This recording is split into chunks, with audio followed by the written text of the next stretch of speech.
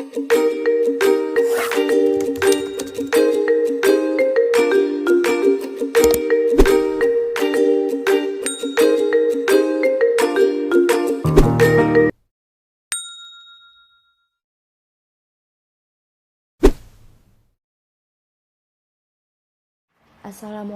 warahmatullahi wabarakatuh.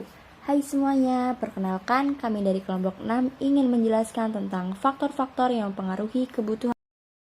Jika dicermati lebih dalam, terdapat beberapa perbedaan antara kebutuhan orang yang satu dan yang lainnya.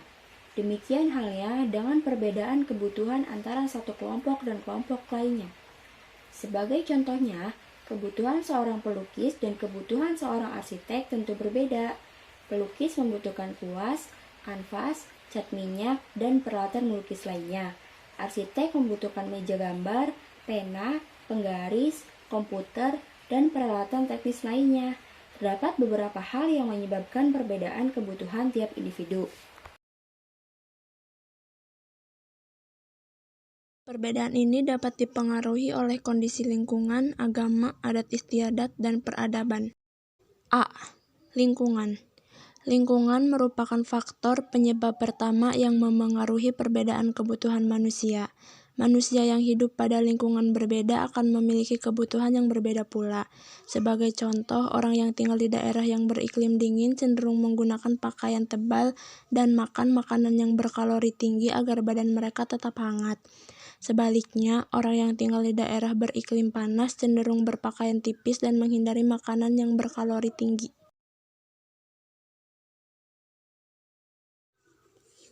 B. Agama. Agama merupakan salah satu faktor pembeda kebutuhan individu. Sebagai contoh, orang yang beragama Islam membutuhkan Al-Quran, sejadah, dan tasbih untuk beribadah.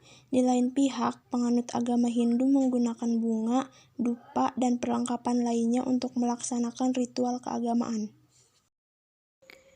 C. Adat istiadat. Adat istiadat yang berlaku di suatu daerah juga turut memengaruhi kebutuhan dan pola kehidupan seseorang. Sebagai contoh, masyarakat Melayu Riau memiliki tradisi untuk menggunakan berbagai jenis pakaian adat berdasarkan waktu. Sementara itu, masyarakat Tapanuli mempunyai tradisi menggunakan ulos dalam acara-acara adat. D. Kemajuan peradaban. Kemajuan peradaban yang berbeda di setiap wilayah juga menyebabkan perbedaan kebutuhan. Sebagai contoh, pada masa lalu, masyarakat cenderung berpakaian sederhana dan mengonsumsi umbi-umbian ataupun ketela sebagai makanan pengganti nasi. Contoh lainnya, pada masa 1980-an, sarana komunikasi di Indonesia masih terbatas pada telepon rumah dan surat. Saat ini, masyarakat di Indonesia dapat berkomunikasi dengan menggunakan telepon seluler dan internet.